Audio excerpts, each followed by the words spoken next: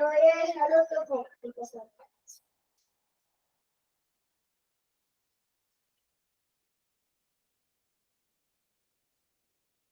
A ver, ese video. Ok, ahora sí. Bueno, compañeros y compañeras, nuevamente buenas noches. Bienvenidos a la segunda clase del curso de Seguridad Social y Salud en el Trabajo. Vamos a dar un repaso a lo más relevante del módulo 3 y 4. Que ya estamos terminando el módulo 4. Vamos a... No es un buscador. Pero no es pescado. Es una, ¿cómo llaman ellos? ¿Cómo llaman? Ah, sí, llaman, llaman, neocardiles.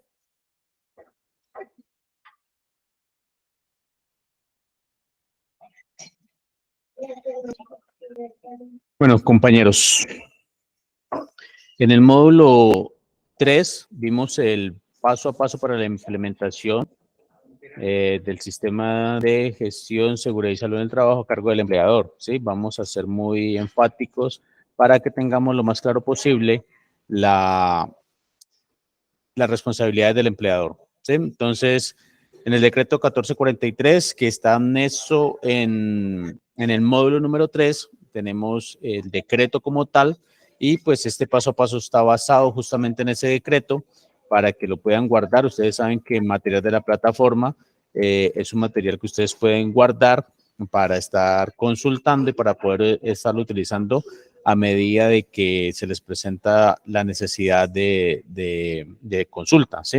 Entonces dice, según lo establece, es la guía técnica para la implementación del sistema de gestión de la seguridad y salud en el trabajo, ¿sí? Hay varios pasos a seguir y vamos a hacer énfasis en los pasos más relevantes, sin decir que los demás no sean importantes, ¿sí? Pero vamos a hacer énfasis en los más relevantes, donde nos compete tener mayor cuidado y mayor seguimiento por parte nuestra como trabajadores, como líderes sindicales y líderes sociales. Nos compete. Entonces, en el paso 1 tenemos la evaluación inicial del sistema de gestión de la seguridad y salud en el trabajo. ¿Sí? Nos habla que la evaluación inicial deberá realizarse con el fin de identificar las prioridades en seguridad y salud en el trabajo. Las prioridades siempre debemos identificar que este sistema que tienen las empresas sea las prioridades más evidentes, más necesarias, y enfocarnos en eso. Sí, el sistema se debe enfocar en esto. Esta autoevaluación debe ser realizada por el personal idóneo, de conformidad con la normatividad vigente. Tiene que ser personas que conozcan el sistema, que estén preparadas para el sistema. Un empleador no puede colocar a cualquier persona sin la capacidad requerida a manejar un sistema de esto, a implementarlo o incluso a organizarlo y adaptarlo para los trabajadores de alguna empresa. Tiene que ser personal idóneo.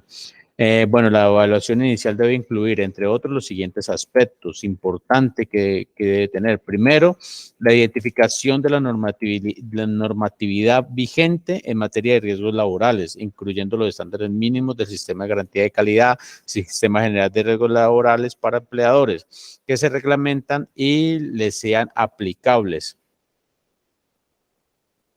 La verificación de la identificación de los peligros, evaluación y valoración de los riesgos, el cual debe ser anual.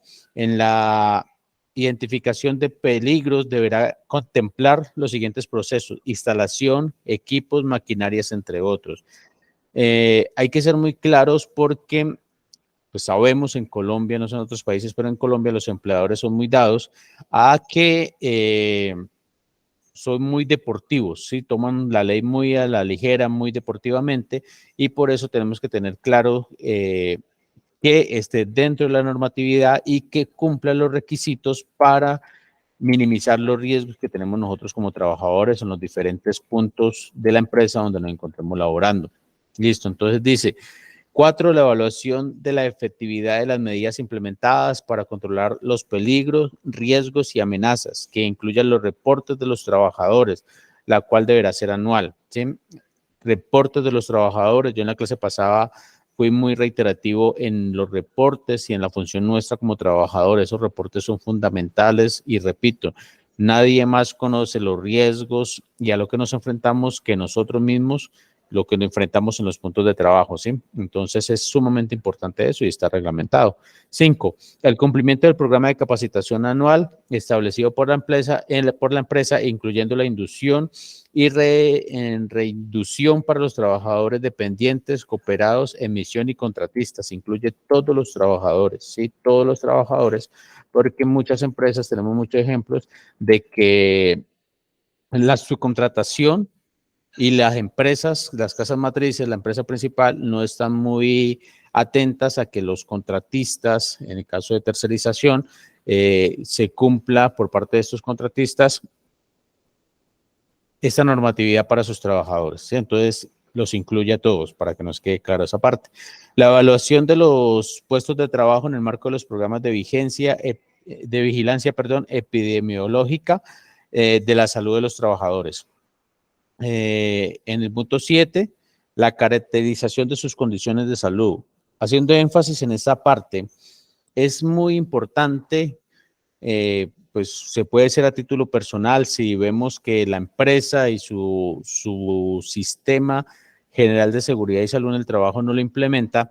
Debemos ser nosotros muy maliciosos. Yo siempre he llamado a que nosotros debemos ser muy maliciosos, tenemos que darnos la malicia para cuidarnos. ¿Por qué? Dice la caracterización de sus condiciones de salud. Entonces, muchos empleadores, muchas empresas utilizan este sistema y la seguridad social del trabajo para, a medida de que el trabajador o trabajadora se va desgastando físicamente, plantear que es un desgaste común, que es una enfermedad de origen común y no lo que realmente es, que muchas enfermedades, por no decir que la mayoría, se dan por el desgaste de nuestro tiempo de trabajo y pueden pasar 20 años o más y muchos trabajadores y trabajadoras están siendo calificados con problemas de salud como enfermedades de origen común. O sea que tenemos que estar muy atentos a eso. Entonces, ¿qué hacemos?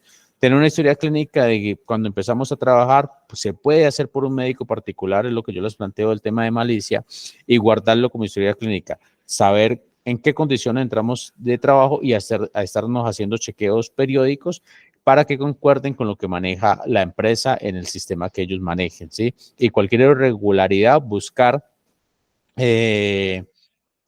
una segunda opinión en una clínica. Bueno, ya nos daremos las mañas, perdón la palabra, no me gusta usarla mucho, pero debemos darnos las mañas para cuidar nuestra salud y contrarrestar cualquier atropello que la empresa quiera hacer contra nosotros. ¿Listo?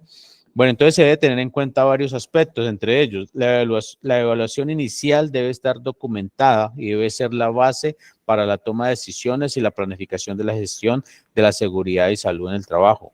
La evaluación inicial es sumamente importante. Debe existir una evaluación inicial que contemple todo lo que nos rodea, la planificación y todos los riesgos, condiciones de salud, como les planteé anteriormente. Esa evaluación inicial es fundamental. En el paso 2, identificar los peligros, evaluación, valoración de riesgos, ¿sí? Dentro de esa evaluación inicial tenemos que tener todos los peligros registrados, buscando, que lo vamos a ver más adelante, las mejoras para eliminar al máximo esos peligros. Ustedes saben que eso depende mucho de las labores que se desempeñan en la empresa para la cual trabajamos. ¿Sí? No es lo mismo empresas de labores de oficina a empresas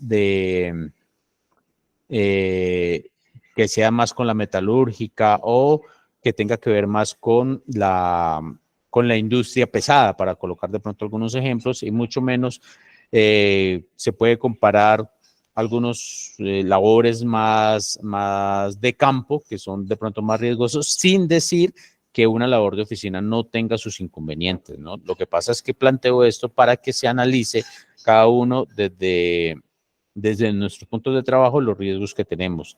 Y hay labores dentro de una misma empresa, dentro de una misma oficina, para no estigmatizar las labores de oficina, que pueden tener unos más riesgos que otros, ¿sí? Lo que tenemos que tener claro es que en todos los puntos de trabajo, independientemente de los trabajos que nosotros desarrollemos cada uno, vamos a tener riesgos. Hay riesgos, ¿sí?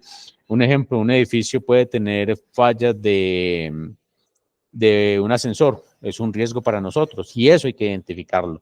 Puede tener fallas en los pasamanos de unas escaleras y eso hay que identificarlo, ¿sí? Entonces, no podemos descartar ninguna posibilidad de riesgo y hacer los registros pertinentes, ¿ya? Bueno, dice, la identificación de peligros y evaluación de los riesgos debe ser desarrollada por el empleador o contratante con la participación y compromiso de todos los niveles de la empresa. Debe ser documentada y actualizada como mínimo de manera anual. Es el mínimo, la manera la actualización anual es el mínimo, ¿sí? Que no vaya a ser que en la empresa para la que le trabajamos la actualización anual sea como lo más común, lo normal, cuando es el mínimo, ¿sí? Porque aquí decimos, vea, también se debe actualizar cada vez que ocurra un accidente de trabajo mortal o un evento catastrófico en la empresa o cuando se presenten cambios en los procesos, en las instalaciones, en la maquinaria o en los equipos, ¿sí? Un ejemplo, en trabajo industrial, cuando se cambia una maquinaria, puede ser o más moderna o menos moderna, eso depende mucho de las condiciones de las empresas, se tiene que hacer nuevamente una evaluación. ¿Qué riesgos puede traer la maquinaria? ¿Qué riesgos puede traer, por poner un ejemplo, un tractor? Si minimiza riesgos o aumentan riesgos. Todas esas evaluaciones tienen que hacerse de forma periódica de acuerdo a las condiciones. Y que sea actualizada anualmente es solamente el mínimo, el mínimo. Cada vez que hay una eventualidad, aquí lo dice claramente, un evento catastrófico, un accidente grave, tiene que ser reevaluado si está cumpliendo o no la prevención de este tipo de accidentes, ¿sí? Bueno, de acuerdo con la naturaleza de los peligros, la priorización realizada y la actividad económica de la empresa, el empleador o contratante utilizará metodologías adicionales para complementar la evaluación de los riesgos en seguridad y salud en el trabajo ante peligros de origen físico, ergonómicos o biomecánicos, biológicos, químicos, de seguridad, públicos, psicosociales, entre otros, ¿sí? No es que seamos extremistas ni que seamos paranoicos, pero muchos decimos coloquialmente, es que el solo hecho de estar vivos es un riesgo. Y sin ser extremistas es así, el solo hecho de salir de mi casa a trabajar, hay riesgos de todo tipo y eso es lo que tenemos que tener claros y ahí caben todos, físicos, ergonómicos, bueno, todo lo que acabé de plantear. Entonces, la naturaleza de los peligros se puede, diría uno, que dentro de la lógica, un buen sistema de seguridad y salud en el trabajo puede incluir los riesgos de los trabajadores en áreas desde que sale de la casa hasta que toma un bus, ruta de la empresa o no ser de la empresa, todos los riesgos que puede presentarse, ¿sí? Para ser de pronto un poco extremista, sin ser extremista, en los riesgos puede estar implementado o puede estar como un ítem, un asalto, que de pronto no sea muy, muy recurrente, pero puede ocurrir. Y todo eso tenemos que entrar a analizarlo, que esté dentro de los sistemas de seguridad y salud en el trabajo que implementen las empresas. ¿Ya? Como, repito, eso depende mucho de las condiciones, de lo que tengan que viajar los trabajadores, de las áreas donde tengan que trabajar. Un ejemplo, que voy a colocar un ejemplo, es Ecopetrol. Hay trabajadores de Ecopetrol que tienen que ir a partes muy alejadas del país, muy alejadas de centros poblados y eso puede generar un riesgo diferente a otras actividades, ¿sí? Solamente como para colocar ejemplos. Paso 3, objetivos de la política de seguridad y salud en el trabajo. De acuerdo al artículo, recuerden, estamos en el decreto 1443. Repito, para los que de pronto han entrado ahorita, está en el material extra que está en el módulo 3, está todo el decreto 1443. Repito, pueden descargarlo y guardarlo como un material de consulta. Entonces dice, la política de seguridad y salud en el trabajo de la empresa debe incluir como mínimo los siguientes objetivos, sobre los cuales la organización expresa su compromiso. Compromiso 1, identificar los peligros, evaluar y valorar los riesgos y establecer los respectivos controles, ¿sí? Es fundamental que se complemente, no solamente identificar peligros, no solamente evaluar, sino que se tienen que tomar los controles, las acciones pertinentes para que eliminarlos, para que no se repitan en caso de que pasen, identificar todo complementado con las correcciones para que estos eventos o accidentes no ocurran. Proteger la seguridad y salud de los trabajadores mediante la mejora continua del sistema de gestión de la seguridad y salud en el trabajo en la empresa. Plantea este punto 2. Tiene que tener una mejora continua el sistema, ¿sí? No es un sistema que tenga que quedarse estancado, tiene que estar siendo actualizado para mejorar, ¿ya? Para identificar nuevos riesgos, para identificar nuevas áreas que puedan generar accidentes de trabajo o incidentes de trabajo, ¿ya? En el paso 4, plan de trabajo anual del sistema de gestión de la seguridad y salud en el trabajo y asignación de los recursos, fundamental. Dice, debe diseñar y desarrollar un plan de trabajo anual para alcanzar cada uno de los objetivos propuestos en el sistema de gestión de la seguridad y salud en el trabajo. En la asignación de recursos, hace poco teníamos un caso de una empresa, unos compañeros de Cúcuta, donde por las condiciones habían 2 enfermeras en un área específica y sacaron una. Y uno de los alegatos que se tenía era que para las labores, para poder atender alguna emergencia, se necesitaban 2, ¿sí? Entonces, ¿por qué dejaron solamente una? Para ahorrar recursos. En este caso, y para la salud y seguridad del trabajo de los trabajadores y trabajadoras, valga la redundancia, tienen que asignarse recursos idóneos para cumplir con las necesidades y con la demanda de seguridad de todos los trabajadores. En uno de los foros algún compañero decía, no, aquí no se implementa, la empresa no implementa porque la empresa es exageradamente grande. No importa el tamaño de la empresa, la ley en eso es clara y lo que nosotros debemos buscar ya con el conocimiento es, que más adelante lo vamos a ver en los entes de control, es buscar las correcciones pertinentes para las empresas, los casos de las empresas que no están implementando un sistema de seguridad y salud en el trabajo idóneo para cubrir las necesidades de todos sus trabajadores, ¿sí? Entonces, para eso es fundamental los recursos, no deben ser chichipatos en la implementación en los recursos de la salud de los trabajadores. Esto dice, en el Sistema General de Seguridad y Salud en el Trabajo, en el plan de trabajo anual del sistema de cada empresa se debe identificar con lo mínimo lo siguiente: metas, responsabilidades, recursos financieros, técnicos y el personal necesario, cronograma de actividades.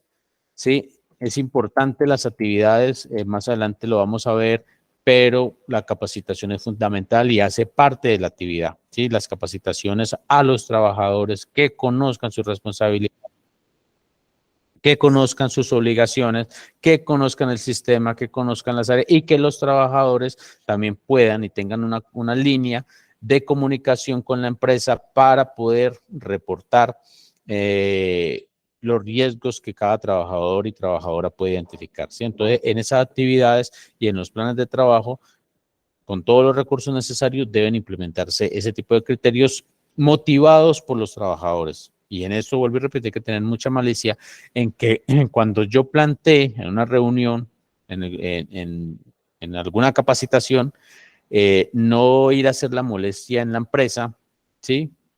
Suena maluco, pero los empresarios, los patrones, cuando nosotros empezamos a decir, a buscar mejoras, ellos no ven, muchos, no todos, no vamos a generalizar, pero muchos no ven como que estamos aportando o estamos mirando la posibilidad de mejorar condiciones laborales. Ustedes saben que trabajadores en buenas condiciones laborales generan mejor trabajo, mejores condiciones laborales, mejor rendimiento en nuestras actividades. Y muchos empleadores no ven eso, sino que ven cualquier cosa, cualquier aporte que algún trabajador haga, lo ven más como un ataque que como un aporte, ¿sí? Entonces, si nosotros conocemos bien la empresa, conocemos bien los patrones, conocemos bien las personas que nos dirigen en nuestra área, sabremos mejor si podemos llegarle, cómo podemos decirle, cómo podemos hacer una sugerencia. Si en realidad el jefe inmediato es exageradamente extremo, ¿sí? Que no se le puede decir nada, que existen, podemos utilizar otras estrategias como buzones de sugerencias, correos, ¿sí? Y buscar otro tipo de formas para nuestras opiniones frente a la mejora del sistema. Bueno, el empleador contratante debe definir en el paso 5, perdón, del programa de capacitación, entrenamiento, inducción y reinducción del sistema de seguridad y salud en el trabajo. ¿Por qué la capacitación, entrenamiento e inducción? Porque los trabajadores deben conocerlo, los trabajadores deben ser capacitados, ¿sí? Deben saber, en el caso de una emergencia, cómo atender una emergencia, en el caso de una catástrofe, cómo atender una catástrofe. Sí, entonces, por eso necesita entrenamiento de inducción y una reinducción, ¿sí? Porque tienen que estarse actualizando. Un ejemplo sencillo, en algunas áreas exigen la actualización constante de curso de alturas, para colocar solamente un ejemplo. Un curso de alturas que yo lo haga hoy no me va a servir durante 3, 4 años. Tiene un tiempo determinado y tiene que estarse actualizando. Y eso es parte de que las empresas también en los programas tengan esa inducción y esa reinducción. También veíamos un caso de unos compañeros donde los colocan a hacer algunas labores diferentes para las que fueron contratados sin ni siquiera tener una inducción. Eso puede generar un riesgo grave, más cuando se maneja maquinaria, sin ni siquiera haber tenido la inducción, el entrenamiento básico de cómo se maneja una máquina en particular, ¿sí? Solamente como para colocar ejemplos. Listo, entonces dice, el empleador o contratante debe definir los requisitos de conocimiento y práctica en seguridad y salud en el trabajo necesarios para sus trabajadores. Es obligación del empleador, ¿sí? Tener claro cuál es el conocimiento y la práctica que debe implementar a un trabajador, ¿sí? El trabajador, para ser más específicos, uno termina un curso, termina una carrera y eso no quiere decir de que uno ya sea el ducho para la labor contratada, así haya acabado de salir de una universidad, del SENA, de algún instituto, de un curso en particular. Por poner un ejemplo, un curso de manejo de tractores, un curso de soldadura o cualquier curso de metalúrgica. No, también el empleador está en la obligación de conocer, de enriquecer ese conocimiento que tiene un trabajador o trabajadora y que se adapte a las condiciones de la empresa. No solamente porque yo acabé de salir del mejor curso del mundo, para ser un poco exagerado, entonces yo ya soy ducho y yo ya puedo hacer y deshacer. No, el empleador tiene que ser responsable en eso y hacer inducciones precisas para mitigar los riesgos. ¿Listo? Bueno, aquí dice mantener disposiciones para que estos los cumplan en los aspectos de la ejecución de sus deberes u obligaciones con el fin de prevenir accidentes de trabajo y enfermedades laborales. Para ello deben desarrollar un programa de capacitación que proporcione conocimiento para identificar los peligros y controlar los riesgos relacionados con el trabajo, hacerlo extensivo a todos los niveles de la organización, incluyendo los trabajadores dependientes, contratistas, trabajadores cooperados y los trabajadores en misión. Estar documentado, ser impartido por personal idóneo conforme a la normatividad vigente. Tiene que cubrir esos sistemas, tiene que cubrir a todos los trabajadores sin excepción, ¿sí? Sin importar el modo de contratación y debe ser dado a conocer mediante capacitaciones por personal idóneo, ¿sí? De acuerdo a las condiciones de la empresa. Eso es fundamental que se sepa porque la ley plantea en términos muy generales en el decreto 1449 y en otros que estamos viendo en el curso, pero las empresas están en la obligación de llevar eso, todos los lineamientos que dan los diferentes decretos, que da sistema de salud, que se puede manejar desde las ARLs y demás, tiene que implementarlo y tiene que aterrizarlo a las condiciones de la empresa, ¿ya? No puede ser, aunque lo son, no pueden ser tan deportivos y tan a la ligera de implementar programas que no sean acordes a las reales necesidades de los trabajadores y de las actividades de la empresa. Bueno, El programa de capacitación en seguridad y salud en el trabajo debe ser revisado mínimo una vez al año con la participación del comité paritario o vigía de seguridad y salud en el trabajo y la alta dirección de la empresa con el fin de identificar las acciones de mejora. ¿Sí? El empleador proporcionará a todo trabajador que ingrese por primera vez a la empresa, independiente de su forma de contratación y vinculación y de manera previa al inicio de sus labores, una inducción en los aspectos generales y específicos de las actividades a realizar, que incluya, entre otros, la identificación y control de peligros y riesgos en su trabajo y la prevención de accidentes de trabajo, enfermedades laborales. Es fundamental que se tenga en cuenta. Y para colocar otro ejemplo diferente a trabajo mecánico, un ejemplo, una compañera que sea secretaria o que tenga un cargo de gerencia en una empresa, más de oficina, que haya recién salido de la universidad, que sea bien manejando Word, que sea ducha manejando Excel o cualquier programa de computación, tiene la empresa la obligación de adaptar ese conocimiento a las condiciones de la empresa. Si uno recién salido de un instituto, de una universidad, por más Excel que sepa, hay condiciones de la empresa que son específicas de la empresa y los programas de la empresa, ¿sí? Entonces, tiene que dar la capacitación acorde con las condiciones de la empresa, ¿sí? Sin importar eh, que haya recién salido de una universidad, por colocar solamente un ejemplo, y estarse actualizando. Si se cambia un programa de computadores, tiene que el trabajador recibir una inducción de acuerdo a los cambios que se realicen y el empleador está en la obligación de darle inducciones periódicas de acuerdo a los cambios que se presenten a sus trabajadores y trabajadoras en todas las áreas, ¿sí? Bueno, en el paso 6, prevención, preparación y respuesta ante emergencias. Dice, el empleador o contratante debe implementar y mantener las disposiciones necesarias en materia de prevención, preparación y respuesta ante emergencias con cobertura a todos los centros y turnos de trabajo. Todos los centros y turnos de trabajo, todos, acorde a esos turnos de trabajo, acorde a esos centros.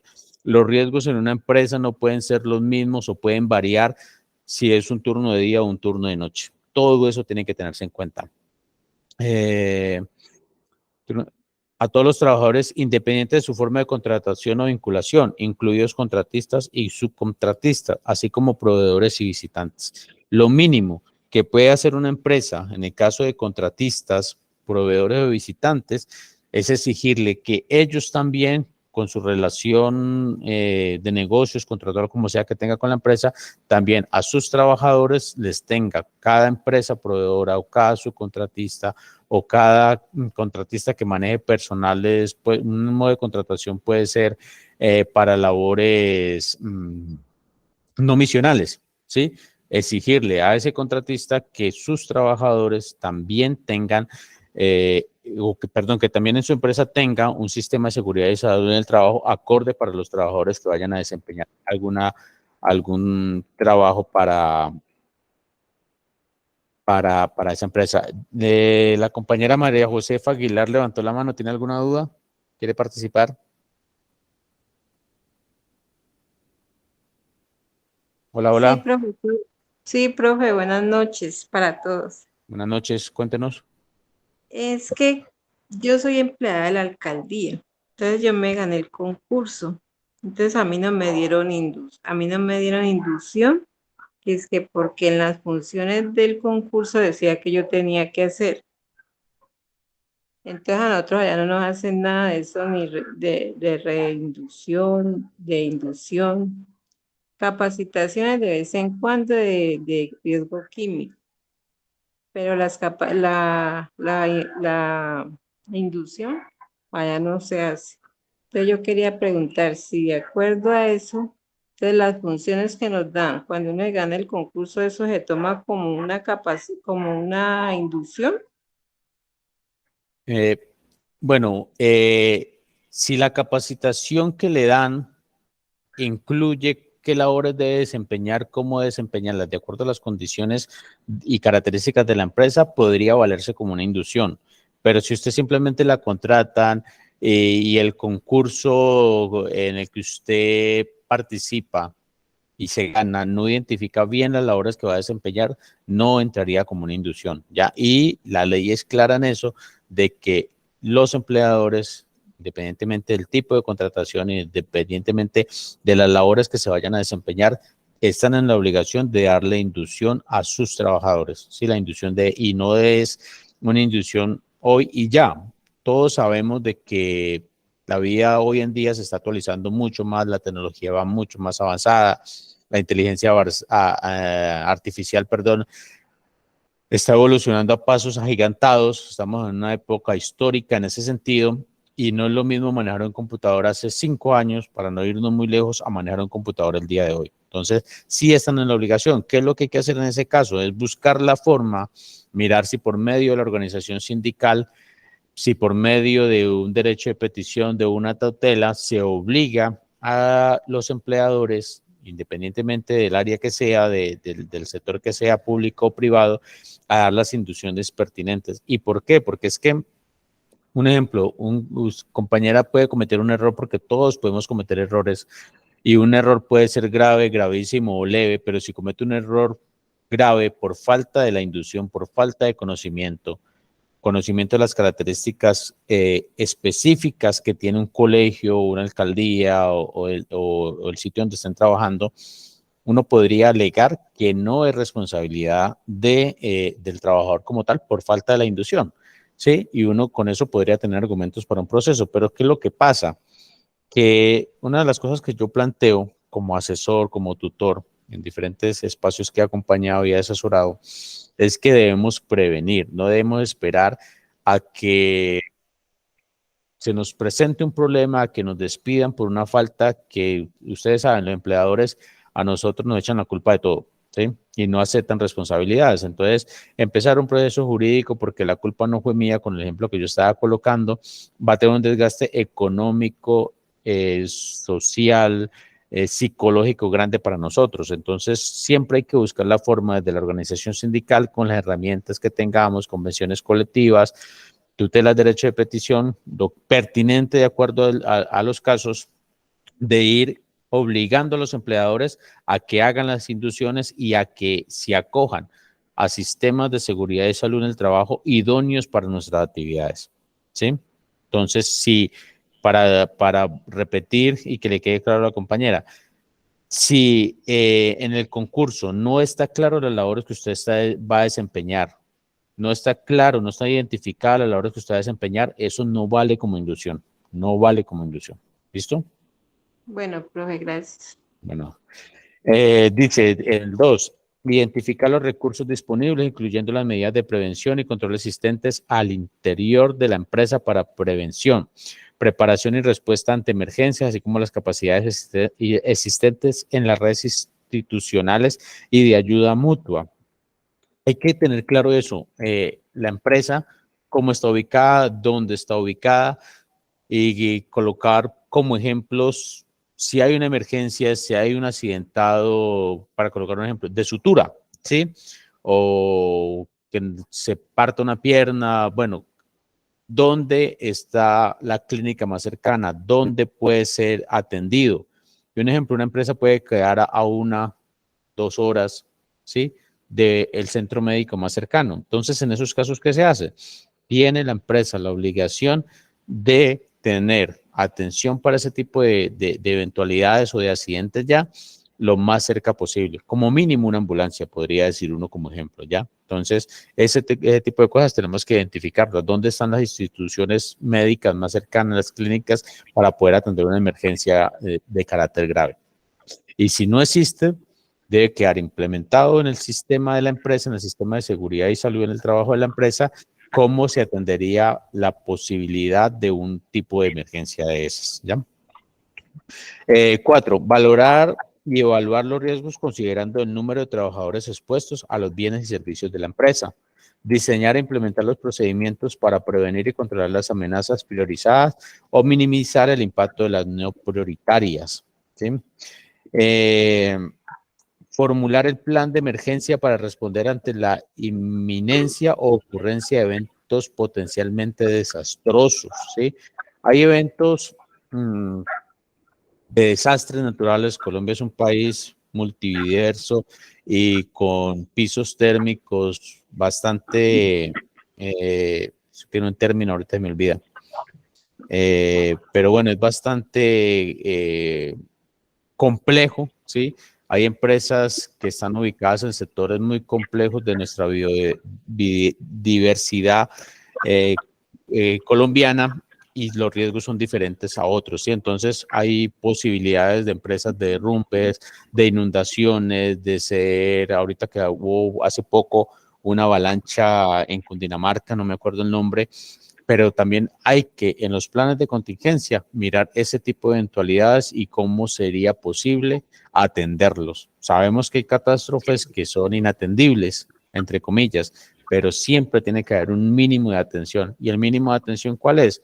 Pues no podemos evitar una avalancha, pero sí rutas de evacuación rápidas, alarmas en partes altas, por lo menos en el municipio donde yo vivo, que es una zona de mucha avalancha en diferentes ríos, se utiliza alarmas en parte alta donde pueden anunciarle a las poblaciones bajas la posibilidad de una avalancha, así sea para evacuar, ¿sí?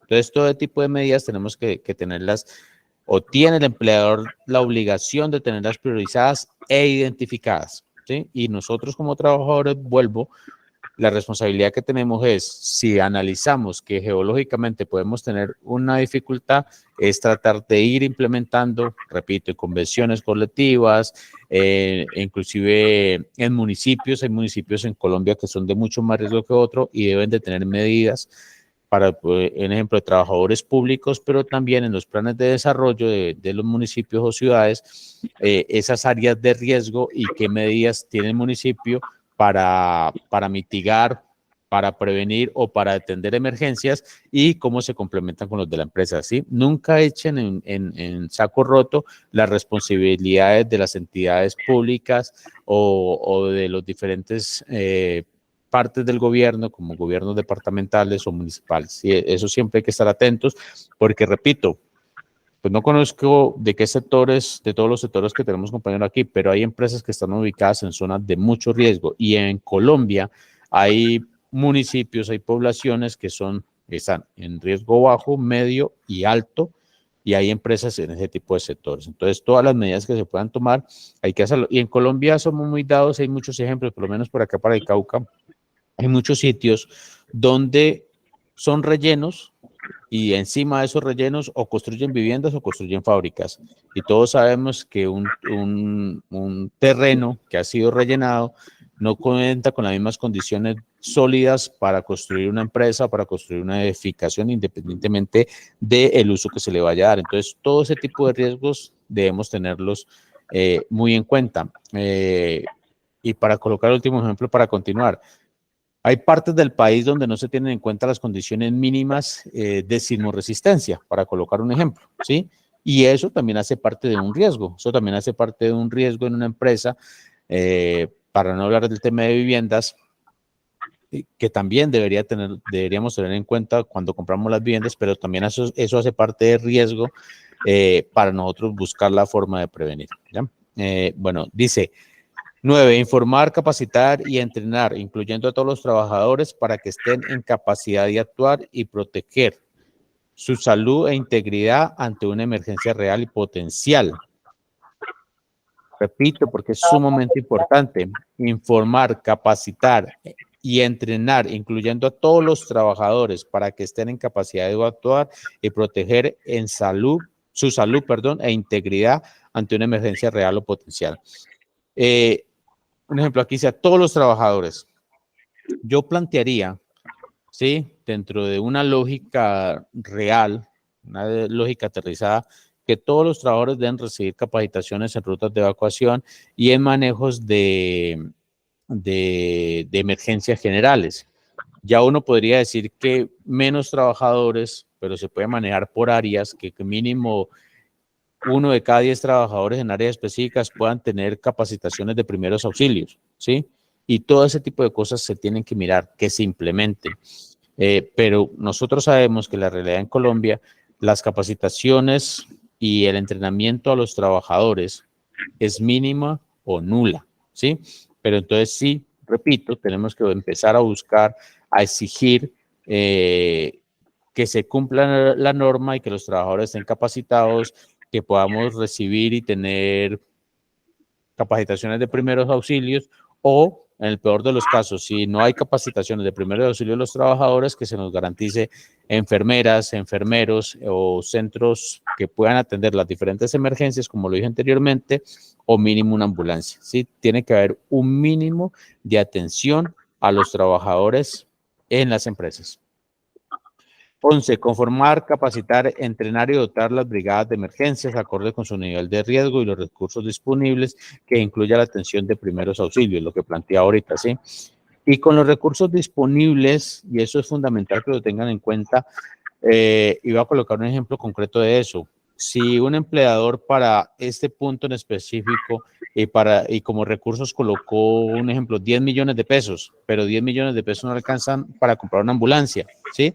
No es que los recursos disponibles sea lo que el empleador le dio la gana, para ponerlo en palabras castizas, y me perdonan la brusquedad de la palabra, pero es así, lo que le dé la gana colocar, sino que los recursos deben ser acordes a las necesidades de los trabajadores. Si la necesidad es una ambulancia o un centro médico, por la lejanía de una empresa, tiene que ser lo que cueste el centro médico o lo que cueste la ambulancia. Tiene que garantizar, ¿sí? Entonces los recursos disponibles tienen que ir acordes a las necesidades del Sistema General de Seguridad y Salud en el Trabajo para cubrir las necesidades de los trabajadores, ¿ya?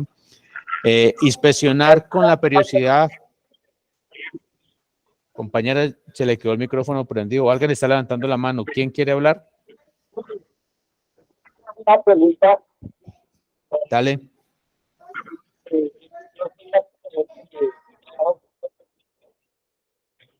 Qué pena, no le escucho bien, compañero Héctor. ¿Quién está hablando? Es que no lo escucho bien. ¿Alguien me escucha bien? Sí, ahí sí mejoró bastante.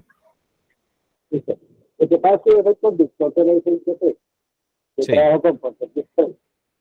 Resulta que nosotros por la tarde, yo lo que había comentado la vez pasada, que nosotros por la tarde, de operadores, administrativos de mantenimiento, de operadores, digamos, la un patio de la 190 y uno estamos sumando el esfuerzo para el de operadores. Sí, pongámosle que uno, resulta que aquí en este patio no tenemos ambulancia, no tenemos enfermería, no tenemos nada. Y aquí se han presentado contrataciones que se enferman, salen ahora se las preparamos ahora. La pregunta es, ¿nosotros qué podemos hacer? ¿Comunicamos al comité de papás o nosotros mismos podemos hacer el documento y solicitar que apuntemos recursos para la ambulancia? Porque tengo compañeros que la otra vez compañeros que llevarse tiempo aquí y resulta que no había quien atendía, no había quien no asistiera y se pone un piso que estamos trabajando de familia. Entonces nosotros como hospitalistas, como activistas, ¿qué debemos hacer? ¿Al papás o derecho de posición o qué vamos a hacer?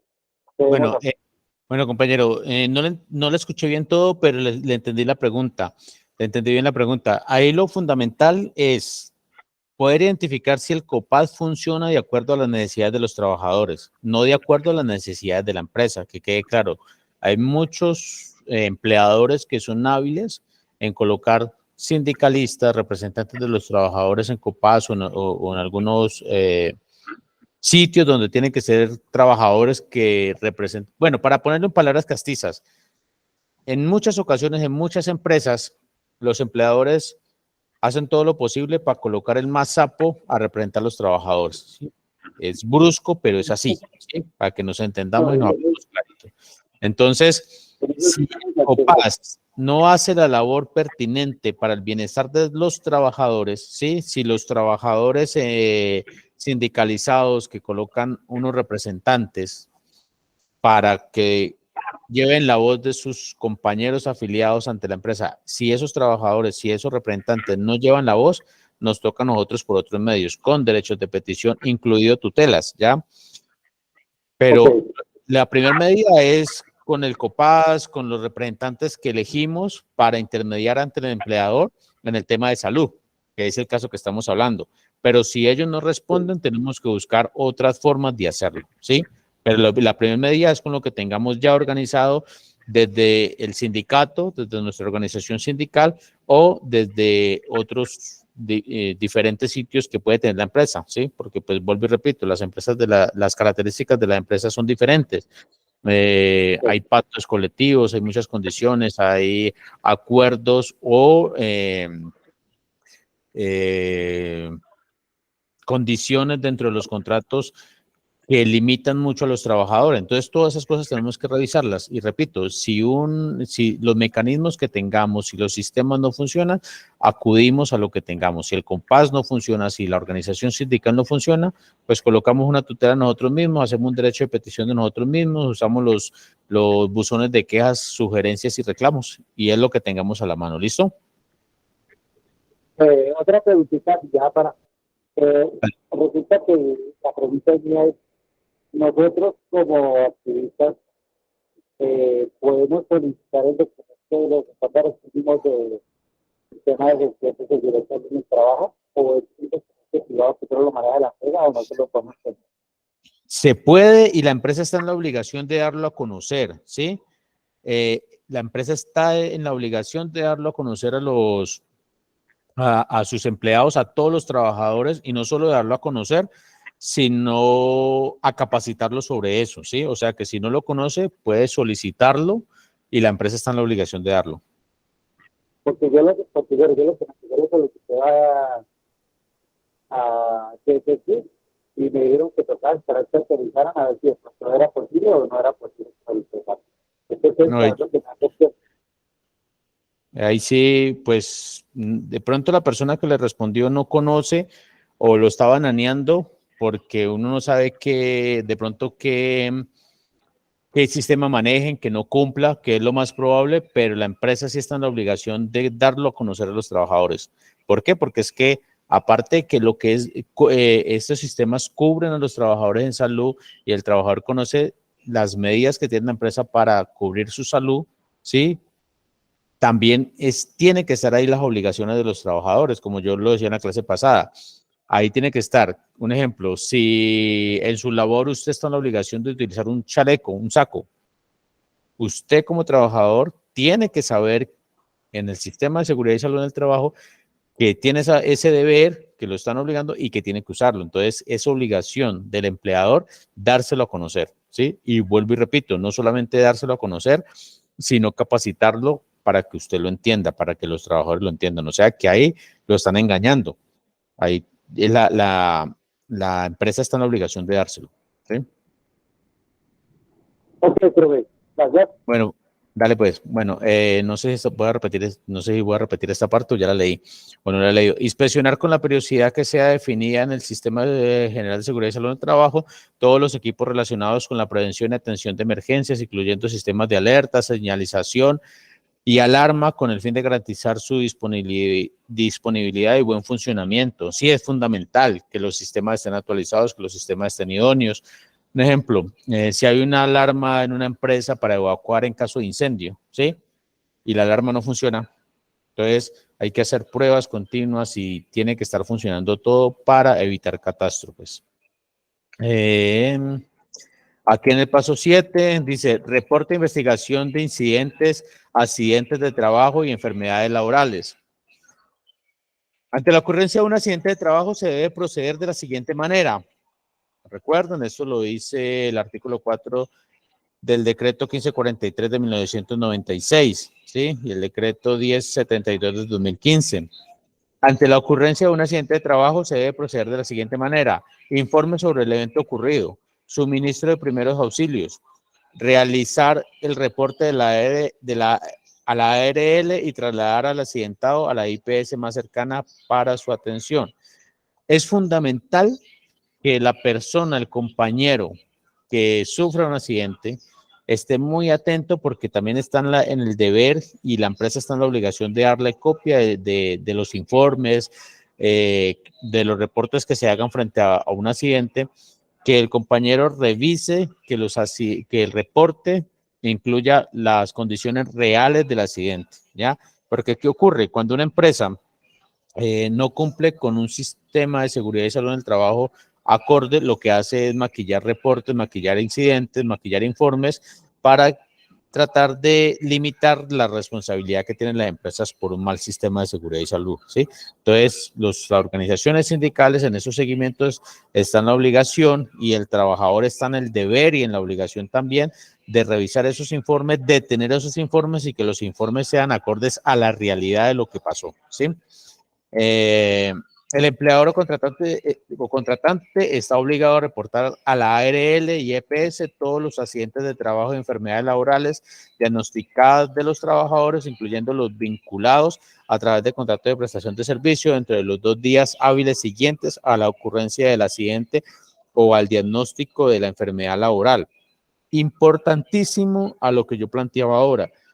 Cuando se revise un informe de estos, ya que tenemos claro de que el empleador está en la obligación de reportar a la ARL y EPS, los trabajadores estamos en la obligación de revisar si es una enfermedad generada por accidentes, por eventos anteriores y si es de origen laboral o no, porque volvemos a lo mismo, los empleadores son buenísimos planteando de que cada trabajador, de que cada enfermedad es de origen común y que un ejemplo, yo me accidenté una rodilla hace un año, sí, trabajando. Si la misma rodilla me falla a los 2 años, los empleadores son buenísimos diciendo, no, eso es un evento nuevo, sí, o eso no es laboral o no es un desgaste físico. Entonces tenemos que ser muy cuidadosos en eso.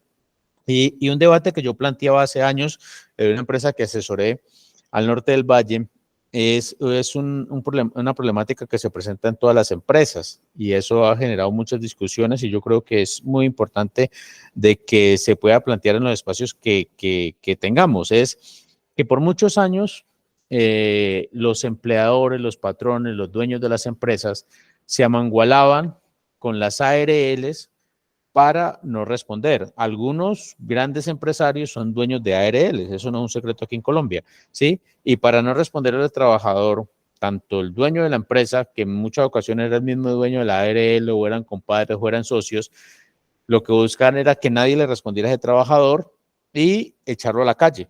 ¿Sí? Yo sé que todos en algún momento conocimos un caso de esos y todavía se presentan. Todo el debate que yo planteaba era simple.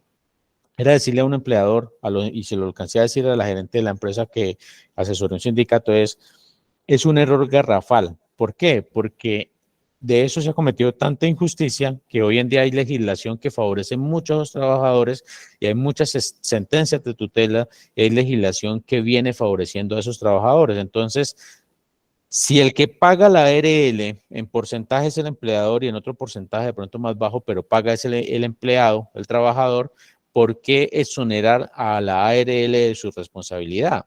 Si el que tiene que responder es la ARL. ¿Por qué? Porque es que cuando un trabajador es echado a la calle con problemas de salud generados por su desgaste físico, por enfermedades físicas de origen laboral, cuando un trabajador de esos gana una tutela, se vuelve, llamémoslo mal, pero yo lo planteé así, una carga para la empresa, ¿sí?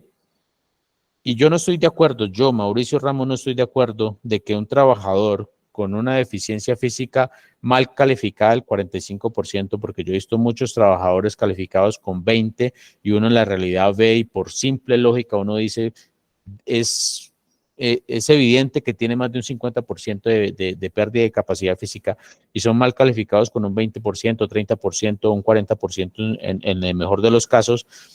La ARL no responda y el trabajador por medio de tutelas haga que la empresa le responda. Entonces yo digo, ni el trabajador tiene por qué quedar abandonado a merced de las condiciones atmosféricas, ni tiene que ser una carga mal llamada, repito, carga para la empresa. Aquí la que tiene que responder la ARL de una forma correcta. Entonces yo le decía a la gerente de la empresa, no tiene por qué el empleador amangualarse con la ARL. El empleador tiene que estar del lado del trabajador, ¿sí? Porque la forma correcta es que si la deficiencia física es tal que pueda cumplir más del 50%, el trabajador salga pensionado. no sea mal reubicado, no sea mal tenido en una empresa y sea obligado a cumplir unas condiciones físicas en contra de sus problemas de salud, sino que la ARL responda, porque muchos de los casos que yo he revisado, que yo he asesorado, es que la ARL no responde, siendo obligaciones de la ARL porque pues, son los que reciben un pago, ¿ya?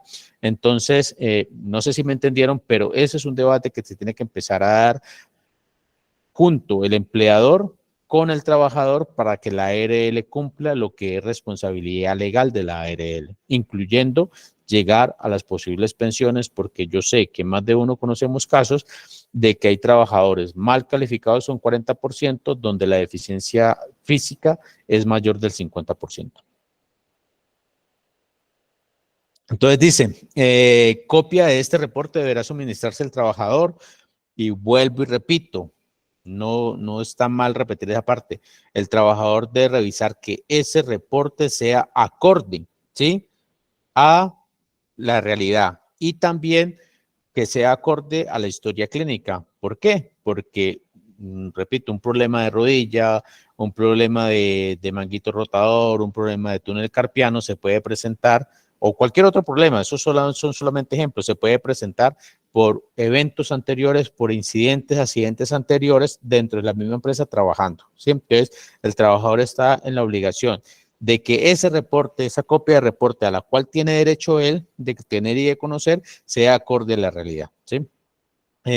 Solo los accidentes graves, dice la ley, y mortales, como las enfermedades laborales diagnosticadas, deberán ser reportadas ante la Dirección Territorial o Oficina Especial del Ministerio de Trabajo dentro del término ya mencionado, ¿sí? Recuerden, 2 días. El empleador o contratante debe investigar todos los accidentes e incidentes de los trabajadores, incluyendo los vinculados a través de contrato de prestación de servicio, dentro de los 15 días siguientes a su ocurrencia calendario. Recuerden, el empleador, el que te contrató, está en la obligación de investigar incidentes y accidentes. Y esa obligación incluye que la investigación debe ser real, debe ser idónea, ¿sí? Nunca se les olvide eso. Si a nosotros nos dan un reporte donde nos echan la culpa de todo, para resumir, para no alargarme mucho, debemos buscar la forma, por medio de quejas como sea, de testigos, de los presos que sea, de que ese reporte cambie la realidad. Y desde las organizaciones sindicales, una de las herramientas que yo planteo que tenemos es la convención colectiva. Acostumbrémonos en la aprobación de pliegos de peticiones para los que tienen la fortuna de tener convenciones colectivas y presentar pliegos de peticiones periódicamente, ir metiendo estos casos. ¿Y cómo se meten estos casos a los debates? Es llevar un seguimiento por parte de la organización sindical, por parte de los trabajadores, a todos los trabajadores enfermos. Mire, a mí me pasó un caso de otra empresa que logré asesorar el sindicato, donde de 343 trabajadores, 123 eran trabajadores enfermos y la mayoría reubicados. Entonces, si una organización sindical tiene esos reportes, puede empezar a identificar conductas de enfermedad de los trabajadores y puede empezar a meter dentro de pliegos de peticiones para negociar y para empezar a debatir algún tipo de acción que permita mitigar y que permita mejorar las condiciones de sus trabajadores. Y yo lo planteaba siempre en busca de que si las condiciones físicas del trabajador así lo ameritan dentro de la realidad, buscar la pensión, ¿sí?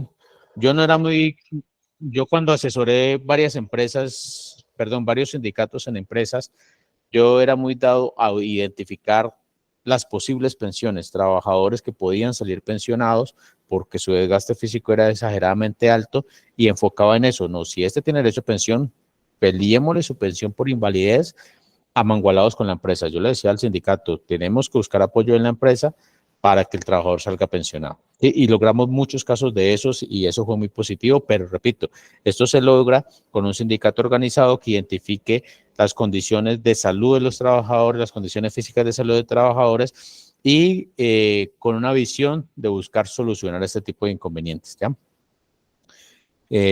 Bueno, esta investigación debe realizarse a través del equipo investigador, el cual debe estar conformado como mínimo por El jefe inmediato, supervisor del trabajo, del trabajador accidentado o del área donde ocurrió el incidente, un representante del comité paritario o el vigía de seguridad y salud en el trabajo, ¿sí? Y recuerden, si el representante del comité paritario, que debe ser del trabajo, debe ser de los trabajadores o del vigía de seguridad y salud en el trabajo, no sirve, hay que solicitar cambiarlo, ¿sí? Porque repito, no sé si no conocen casos, pero muchas personas que llegan allá no llegan a defender el trabajador, sino que llegan a defender el empleador, ¿ya? Otra persona debe ser responsable del desarrollo del sistema de gestión de seguridad en el trabajo y salud en el trabajo, perdón, cuando el incidente que se considere grave o produzca la muerte, en la investigación deberá participar un profesional con licencia en seguridad y salud en el trabajo propio o contratado, ¿sí? Esas investigaciones van más allá con una persona profesional en el caso, profesional en seguridad y salud en el trabajo. Y como lo dice el artículo, propio o contratado. Cuando es propio de la empresa hay que tener mucho cuidado porque yo les he dicho, y es una conducta de muchos empleadores, de que tienen un médico dentro de la empresa, ¿sí?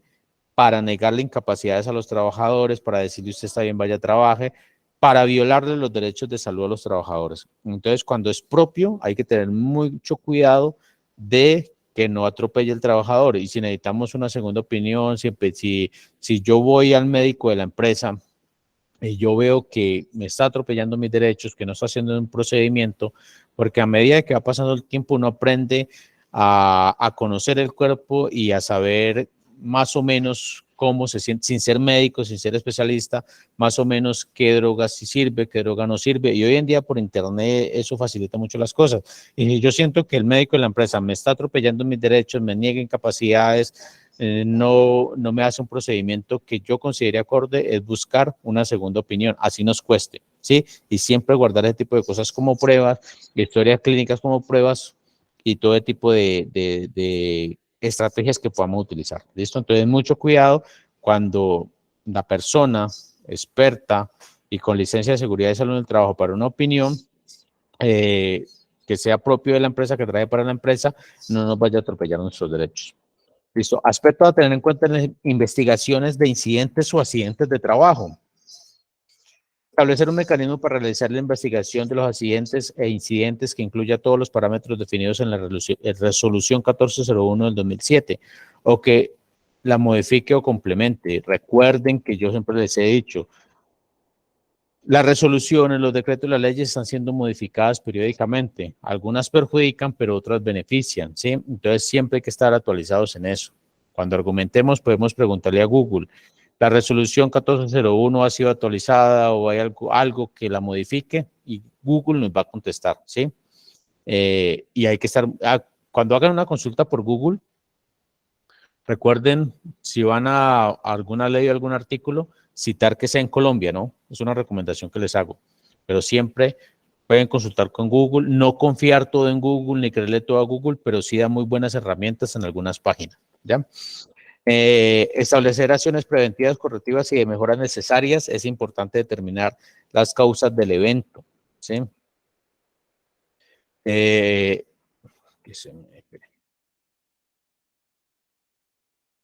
Informar los resultados a los trabajadores directamente relacionados con sus causas o controles, ¿sí? El trabajador accidentado tiene el derecho a recibir la investigación y los informes que hizo el empleador. Tiene la obligación el empleador de darle ese informe al trabajador que se accidentó, que sufrió algún tipo de accidente o incidente, ¿ya? Y repito, el trabajador está en el deber y obligación de revisar de que sea cierto, de que sea acorde a la realidad. Informar a la alta dirección sobre el ausentismo laboral por incidentes, accidentes y enfermedades laborales. Alimentar la revisión de la alta dirección.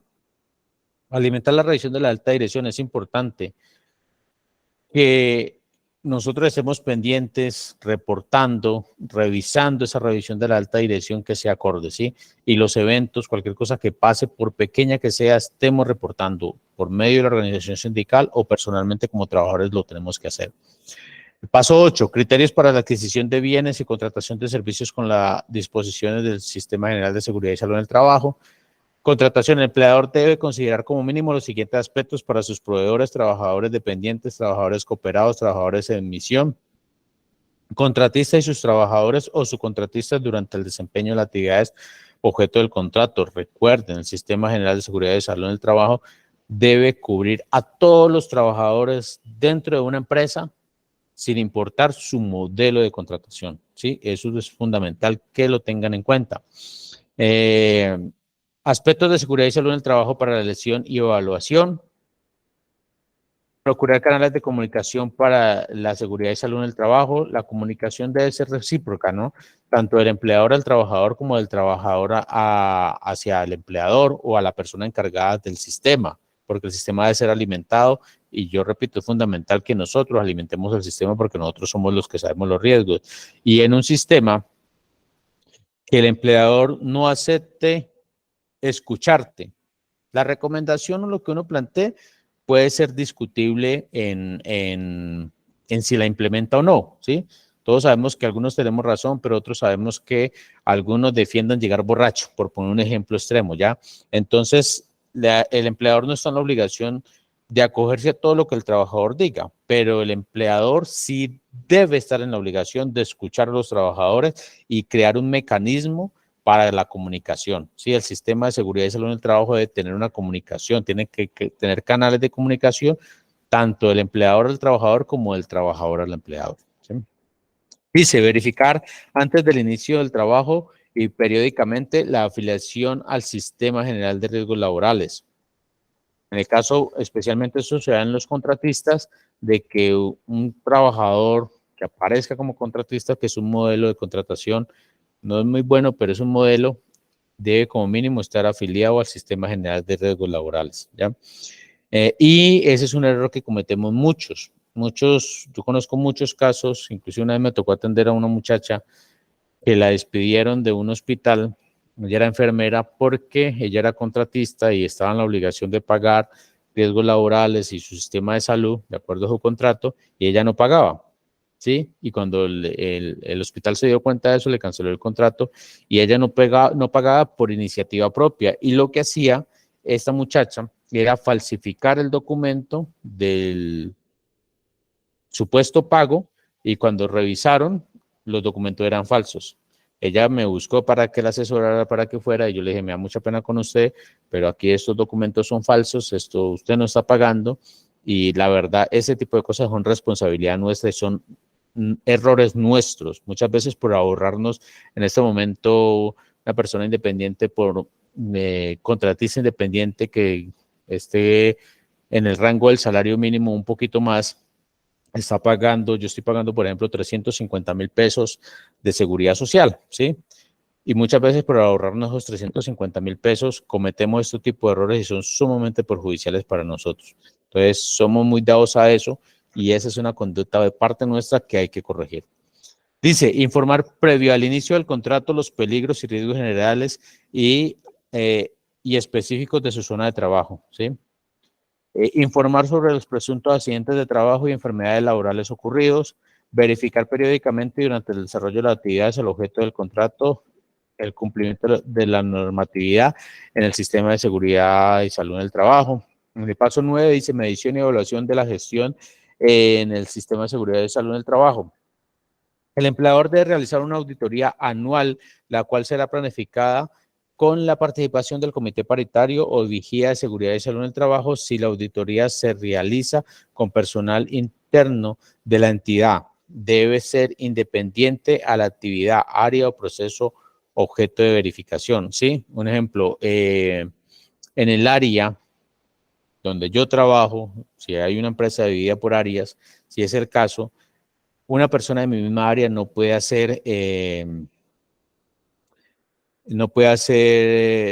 planificar, ¿sí? No puede intervenir, tiene que ser aparte, ¿sí? Y tiene que tener un poder y una capacidad de no ser juez y parte, ¿ya? En las diferentes áreas. Dice, la identificación de la idoneidad de la persona que sea auditora, tiene que ser una persona capacitada para una auditoría, no pueden colocar al primero que pasó por la calle a realizar auditorías. El alcance de la auditoría, ¿sí? El programa de auditoría debe comprender eso. El alcance de la auditoría no puede quedarse en nada por fuera, no puede quedarse en sectores por fuera de una auditoría, tiene que revisar todo. La periodicidad, hay que definir periódicamente cada cuánto periódicamente debe hacerse la auditoría.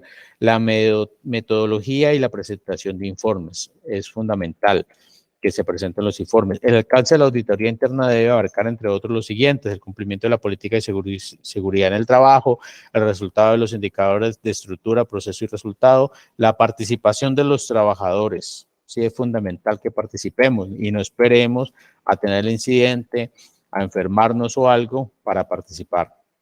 El mecanismo de comunicación de los contenidos del Sistema General de Seguridad en el Trabajo a los trabajadores, la planificación y desarrollo de la aplicación, el proceso de investigación de incidentes, accidentes de trabajo y enfermedades laborales y su efecto sobre el mejoramiento de la seguridad y salud en el trabajo de la empresa. Estoy yendo un poquito rápido para que alcancemos que ya nos van a acabar las 2 horas. Yo sé que están cansados y esto tiene mucho material. La revisión de la alta dirección debe permitir revisar las estrategias implementadas y determinar si han sido eficaces para alcanzar los objetivos, metas y resultados esperados del sistema de gestión de la seguridad y salud en el trabajo, ¿sí? Se debe revisar la eficacia del sistema. Si el sistema no es eficaz, tiene que ser modificado para cubrir todas las necesidades. Revisar el cumplimiento del plan de trabajo anual en seguridad y salud en el trabajo y su cronograma. Analizar la suficiencia de los recursos asignados para la implementación del sistema de gestión de la seguridad y salud en el trabajo y el cumplimiento de los resultados esperados, ¿sí? Si hay un programa de cumplimientos, debe ser idóneo y debe cumplir esos resultados. Si no cumple los resultados, el sistema no sirve. Evaluar la eficacia, no sirve o hay que modificarlo, o revisar si sirve alguna parte o no. Evaluar la eficacia de las medidas de seguimiento con base a las revisiones anteriores de la alta dirección y realizar los ajustes necesarios. Aportar información sobre nuevas prioridades y objetivos estratégicos de la organización que puedan ser insumos para la planificación y la mejora continua. Recolectar información para determinar si las medidas de prevención y control de peligros y riesgos se aplican y son eficaces. Intercambiar información de los trabajadores sobre los resultados y el desempeño en seguridad y salud en el trabajo. Repito esa parte: intercambiar información con los trabajadores sobre los resultados y el desempeño en seguridad y salud en el trabajo. Intercambiar información con los trabajadores es fundamental, sí, es lo que yo he venido planteando en estas 2 clases, y el empleador debe permitir esa información. Debe escuchar a los trabajadores, ¿sí? Y es fundamental que participemos. Determinar si promueve la participación de los trabajadores. Ahí yo estoy, bueno, determinar si promueve la participación de los trabajadores, yo no estoy tan de acuerdo con eso. Debe permitirlo, ¿sí? Debe permitir la participación de los trabajadores y debe promoverlo. Obviamente, pues la obligación del empleador, es revisar si la participación de los trabajadores es idónea o no, y si se acoge o no, pero la participación debe existir. Pero bueno, esto es lo que dice la ley. Establecer acciones que permitan la mejora continua en seguridad y salud en el trabajo, inspeccionar sistemáticamente los puestos de trabajo, las máquinas, equipos y en general las instalaciones de la empresa, vigilar las condiciones de los ambientes de trabajo, vigilar las condiciones de salud de los trabajadores y repito, vigilar las condiciones de salud en el trabajo debe estar acorde a las historias clínicas, debe estar acorde al desgaste físico de acuerdo al trabajo. No, repito, no es que el empleador quiera que todas las enfermedades, porque así lo vienen haciendo, sean de origen común. Hay muchas enfermedades de origen laboral que se dan por el desgaste a través de los años. Muchas son muchas y muchos trabajadores están calificados con enfermedades o pérdida laboral con enfermedades de origen común y eso obviamente perjudica al trabajador. Mantener actualizada la identificación de peligros, la evaluación y valoración de riesgos, identificar la notificación e investigaciones de incidentes, accidentes de trabajo y enfermedades laborales, identificar ausentismo laboral por causas asociadas con seguridad y salud en el trabajo, identificar pérdidas como daños en la propiedad, máquinas y equipos, entre otros, relacionados con seguridad y salud en el trabajo. Importantísimo. Los daños de la estructura, daños de los escritorios, daños de la propiedad de la empresa que nos pueda perjudicar y causar un accidente. Identificar deficiencias en la gestión de seguridad y salud en el trabajo, de la seguridad y salud en el trabajo, identificar la efectividad de los programas de rehabilitación de la salud de los trabajadores. Esto es fundamental, ¿sí? La efectividad, porque volvemos al caso de los trabajadores con desgaste físico, reubicados, con recomendaciones, con estabilidad laboral reforzada, que es parte de los términos. Y muchas empresas, para no tener esa carga, ¿sí? Mal llamada carga, de un trabajador que la empresa plantea o los empresarios plantean que ya no genera la misma contribución a la empresa que cuando está sano, y eso es de lógico, ¿sí? Se inventan y crean programas de rehabilitación donde en muchos casos los médicos dicen, usted puede trabajar, vaya a trabajar, ¿sí? Sin tener en cuenta las condiciones reales, rehabilitaciones reales y programas reales de rehabilitación, ¿sí? Entonces, a mí me ha tocado atender de ese tipo de programas donde lo que yo siempre he planteado es, listo, generar unas condiciones claras, una rehabilitación clara, trabajador que se rehabilite y tenga las posibilidades físicas, puede volver al trabajo o no, y el que ya salga para pensión, hay que buscarle la pensión. Y les voy a poner un ejemplo para que sirva de aprendizaje, porque eso se trata, de que aprendamos de las experiencias, que es como nace todo esto. Yo atendí un programa en una empresa de corteros de caña, donde muchos corteros de caña eran reubicados, ¿sí? Por desgastes físicos. Pero entonces la empresa creó un programa que se llama Aprender a Volver. Eso de hace varios años, el programa ya no sé si existe, la verdad no he vuelto para el norte del valle en eso. ¿Y qué significaba? Nosotros en convenciones colectivas hemos logrado de que los trabajadores tuvieran un salario básico muy por encima del salario mínimo, era un buen salario, esos trabajadores reubicados, y la empresa con mucho, fueron hasta juiciosos, crearon su programa de rehabilitación, se llama Aprender a Volver, con exámenes médicos, tratamiento físico, y un día cuando ya vieron que era posible, que era el momento indicado, crearon una cosa que llamaba Aprender a Volver, pero ya en el campo. Les dijeron los trabajadores reubicados, bueno, ustedes mañana van a cortar caña. Les vamos a pagar el salario básico que tienen más toda la caña que corten. Entonces, muchos no estuvieron de acuerdo y yo lo que les planteé es, si el empleador lo cita a usted a trabajar, usted está en la obligación de ir, ¿sí? Lo que usted no está obligado, de acuerdo a sus condiciones físicas, es a ejercer la labor que le van a poner a hacer o no. Si usted tiene un problema de manguito rotador y le van a poner a cortar caña, obviamente usted no va a poder cortar caña, pero está obligado a presentarse, ¿sí? Entonces, yo les dije, vayan, cada uno se analiza, mire si puede o no puede, y si no puede trabajar, simplemente pide el reporte ante su jefe directo y con eso se va para el médico y empezamos un proceso. ¿Qué pasó? Muchos trabajadores, porque fueron muchos, cortaron caña como si estuvieran bien de salud. Cortaron más caña que muchos trabajadores que no estaban enfermos. Y lo que yo les planteé es, cayeron en la trampa. Sí, cayeron en la trampa.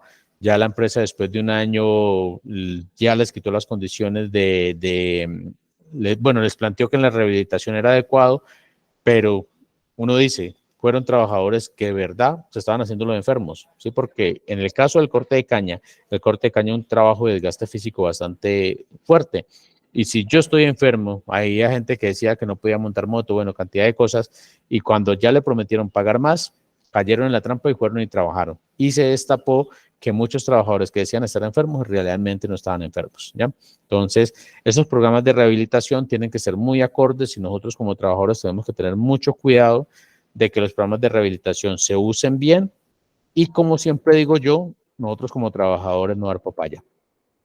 Bueno, en el paso 10, acciones preventivas y correctivas. El empleador debe garantizar que se definan e implementen las acciones preventivas y correctivas necesarias con base a los resultados de la supervisión y medición de la eficacia del sistema de gestión de la seguridad y salud en el trabajo. Eso tiene, bueno, aquí tenemos un cuadro de acción preventiva, eliminar o mitigar las causas o la causa de una no conformidad potencial o otra situación potencial no deseable. Y la acción correctiva es eliminar la causa de una situación no deseable detectada, ¿sí? Acción preventiva y es identificar, mitigar, y la acción correctiva es eliminar esas causas.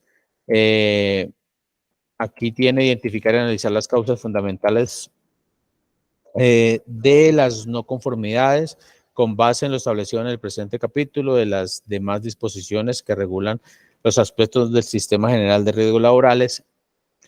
La adopción, planificación, aplicación, comprobación de la eficiencia y documentación de las medidas preventivas y correctivas, ¿sí? Cuando se evidencia que las medidas de prevención y protección relativas a los peligros y riesgos en seguridad y salud en el trabajo son inadecuadas o pueden dejar de ser eficaces, estas deberán someterse a una evaluación y jerarquización prioritaria. Todas las acciones preventivas y correctivas deben estar documentadas, ser difundidas a los niveles pertinentes, tener responsables y fechas de cumplimiento. Es importante aquí en la parte que dice que cuando se evidencie que las medidas de prevención y protección relativas, ¿por qué relativas? ¿Sí? El tema de la relatividad es algo complejo porque la opinión de un supervisor no puede ser la misma opinión de un trabajador, ¿ya? Entonces hay que ser muy lógicos y muy sensatos cuando planteemos riesgos, que no todo se nos vuelva riesgo, pero que también un supervisor o un jefe directo no quiera decir que los riesgos reales, los riesgos latentes no lo sean, ¿sí? Esa relatividad, hay que tener mucho cuidado con la relatividad, porque son conceptos más personales desde nuestro punto de vista, ¿ya? Entonces ahí o nos pueden atropellar o nosotros podemos equivocarnos, ¿qué puede ocurrir? ¿Listo? Entonces, en la vigilancia de la implementación del sistema, dice, la implementación del sistema se exige como respuesta a la necesidad de que los trabajadores cuenten con un entorno de trabajo seguro, y la no implementación de ese sistema pone en riesgo la salud o la vida de los trabajadores. La entidad encargada de la vigilancia del cumplimiento de la implementación del Sistema General de Salud es el Ministerio de Trabajo, ¿sí? Entonces recuerden, la implementación de este sistema es como respuesta a la necesidad de los trabajadores, y eso es fundamental tenerlo claro, porque la necesidad de los trabajadores para un entorno de trabajo seguro en todos los aspectos psicológicos, sociales, todo lo que hemos visto en estas dos clases. El entorno tiene que ser seguro, lo más seguro posible, ¿ya? Y lo que no se pueda manejar, lo que no se pueda evitar, hay que tener medidas de contingencia para atender esas cosas. Ya lo hemos dicho también muchas veces, catástrofes o temas eventuales que pueden presentarse, robo, bueno, lo que ya hemos planteado. Y el encargado de la vigilancia del cumplimiento es el Ministerio de Trabajo, ¿sí? Importante que tengan en cuenta los dos conceptos, tenerlos claros. Es importante tener en cuenta que mediante la resolución 1111 del 2017, el Ministerio de Trabajo recuerda que las administradoras de riesgos laborales, de conformidad con lo establecido en el artículo 56 del decreto 1295 del 94, por delegación del Estado, ejercen la vigilancia y control del cumplimiento de la prevención de los riesgos laborales de las empresas afiliadas. En especial deberán estudiar, analizar y dar recomendaciones que sean del caso a los planes de mejora que deben realizar las empresas luego de realizar la autoevaluación de estándares mínimos e informar a las direcciones territoriales del Ministerio de Trabajo sobre las empresas que no realizan los ajustes y actividades de mejora, ¿sí? Aquí tenemos las responsabilidades de la ARL también, sí tiene que participar para prevenir dentro de las empresas, sí debe hacerlo. Si la ARL no realiza la vigilancia delegada y el Ministerio tampoco realiza una vigilancia directa, los trabajadores u organizaciones sindicales pueden poner en conocimiento del Ministerio de Trabajo los incumplimientos frente al Sistema General de Salud en el Trabajo, ¿sí? Estamos en la obligación, y valga la redundancia, estamos nosotros como trabajadores en la obligación de obligarlos a que ellos hagan su trabajo, ¿sí? Depende de nosotros. Entonces, por el incumplimiento hay multas y sanciones, ¿sí? En aras de garantizar que los empleadores den cumplimiento estricto, se implementan sanciones para aquellos empleadores que hagan caso omiso a sus obligaciones. Esta facultad sancionatoria está contenida en el decreto 1072 del 2015. Yo tengo un concepto sobre esto y lo tengo que decir. Yo no estoy muy de acuerdo con las sanciones, no porque sancionen a la empresa, sino que yo les pregunto, uno como trabajador tiene un accidente, ¿sí? Donde pierde capacidad física, donde puede quedar mocho y una pata, a ponerlo en palabras ordinarias como lo hago yo para que todos entendamos, y la empresa no le cumple al trabajador y a la empresa la sancionan, ¿qué gana el trabajador? ¿Sí? Entonces, listo, está bien que las sanciones existan, las multas existan como la forma de presionar a la empresa al cumplimiento, ¿sí? Pero esas sanciones, si no incluyen esas sanciones, resarcirle el daño al trabajador, la sanción para el trabajador, me perdonan la expresión, no le sirve para nada, ¿sí? Y hay muchos casos sobre eso, donde sancionan a la empresa pela, llega a un acuerdo de pago, muchas sanciones llegan al SENA, y bacano que se beneficie al SENA, bacano que tengan recursos, y el trabajador, ¿qué? Espero me entiendan. Pero en ese sentido yo no estoy de acuerdo con que las sanciones se limiten simplemente a castigar a la empresa sin resarcir a los trabajadores sus dolencias y su perjuicio, ¿sí? Entonces las sanciones también o los castigos llegan a la clausura o cierre de un lugar de trabajo, ¿sí? Hasta allá pueden llegar las sanciones. Dice, y se los voy a resumir para no leer todo eso, es en el caso de ser repetitiva, las faltas de un empresario, un empleador de una empresa, puede llegar a la clausura o cierre, ¿sí? En estos casos aplican los siguientes criterios. Según la gravedad de la violación, el cierre se producirá por un término que está entre los 3 a los 10 días hábiles. Si la empresa incurre nuevamente en cualquiera de los hechos sancionables, el cierre se hará por un término de entre 10 a 30 días hábiles, ¿sí? De acuerdo a la ley 1610 del 2013. Y cuando la recurrencia persiste, el inspector de trabajo debe trasladar el caso a la dirección territorial. Este podrá clausurar la empresa hasta 120 días hábiles o decretar el cierre definitivo del establecimiento. Y vuelvo a lo mismo. Bueno que presiones a la empresa. Aquí están las cantidades de las multas, ya lo están viendo en pantalla, y las sanciones, pero si esos multas, sanciones y esa forma de presionar a la empresa no incluye resarcirle el daño al trabajador perjudicado, al trabajador no le va a servir para nada esa sanción. Es mi opinión, la opinión de Mauricio Ramos García, ¿ya? Bueno, aquí estamos en las obligaciones de los empleadores, pero yo quería llegar a la última parte, la participación de los trabajadores, pero aquí. Responsabilidad de los trabajadores con relación al Sistema General de Seguridad y Salud en el Trabajo, de acuerdo al decreto 1443. Ya con eso terminamos, para que no se me aburran porque ya está tarde, yo sé que están cansados y cansadas. Bueno, los trabajadores deben actuar de conformidad con la normatividad vigente y tendrán las siguientes responsabilidades. Procurar el cuidado integral de su salud, ¿sí? Eso significa que no podemos ser irresponsables. Por ahí por internet, y que hoy en día hay un video que la gente ríe mucho, pero a mí me parece una pendejada. En un segundo piso, una plancha, hay dos trabajadores que le tiran un saco de cemento, un bulto de cemento, a un trabajador que está abajo. Ese tipo se daña las dos piernas, se daña la columna, se daña los brazos, ¿sí? Tenemos que procurar y estamos en la obligación, lo dice la ley, de cuidarnos nosotros mismos. Lo que pasa en ese video, que yo sé, de pronto algunos lo han visto, eso es una pendejada por parte de nosotros, ¿sí? De parte de las personas que lo hicieron. Entonces tenemos que ser muy responsables con nuestra salud. Suministrar información clara, veraz y completa sobre el estado de salud, ¿sí? Nosotros, hay un caso, por lo menos, yo trabajé mucho con mi papá era muy dado a no ir al médico, ¿sí? Y pues bueno, uno cuando joven uno puede decir que aguanta más, pero uno a medida que van pasando los años, los desgastes físicos son más, se pueden hacer más evidentes, y ser claro con eso es fundamental. ¿Por qué?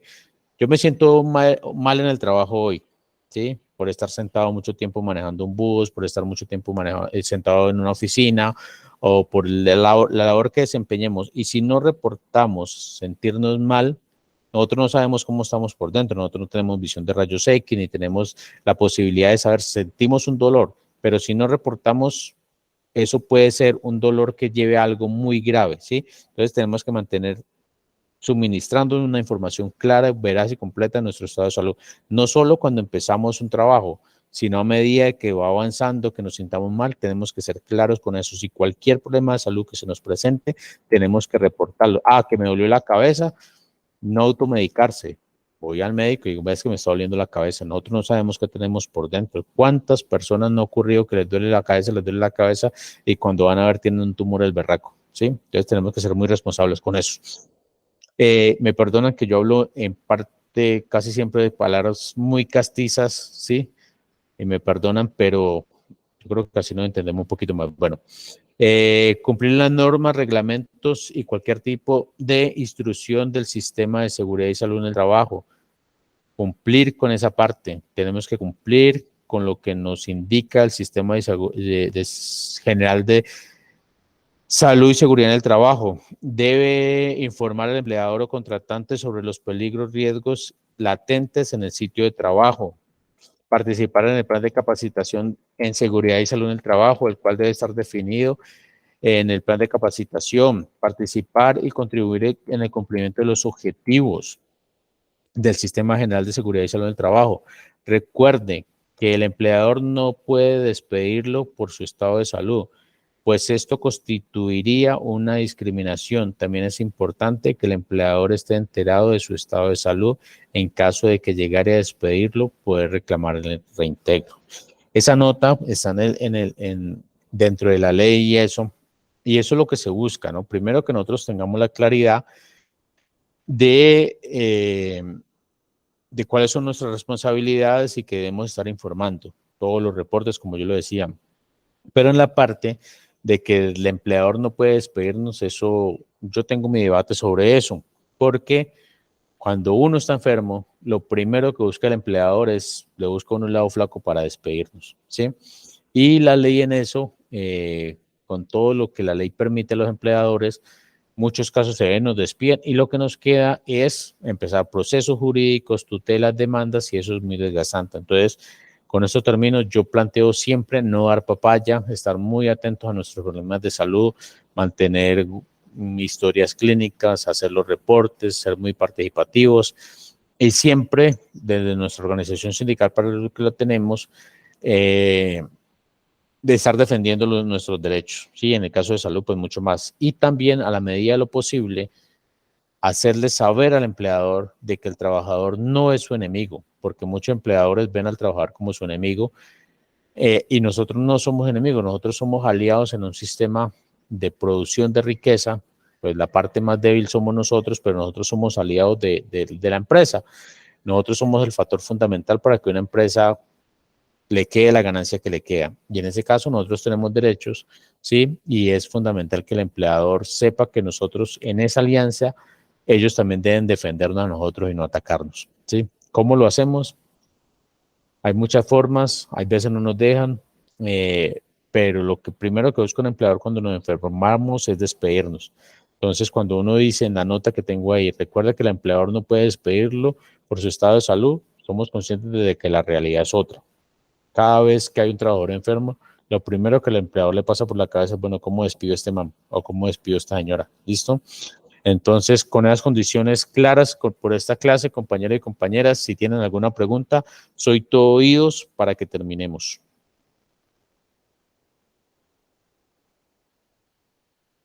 Recuerden que queda grabada, mañana se subirá al grupo de WhatsApp para que puedan, los que no puedan escucharla y el que quiera volver a escucharla, pues ahí la va a tener.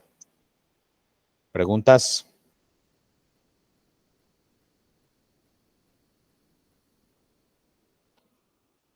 Bueno, compañero y compañera, entonces, si no hay preguntas, entonces, muchas gracias. Damos por terminada,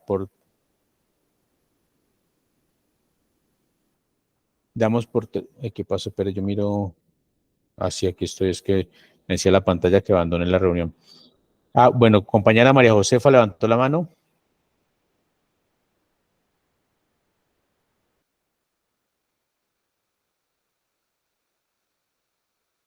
O fue ahora, yo creo que le quedó levantada desde ahora rato. Bueno, compañero y compañera, entonces, si no hay preguntas, muchísimas gracias. Están muy juiciosos participando en el curso y nos vemos la próxima clase dentro de 15 días. ¿Les parece? Chao, me cuidan.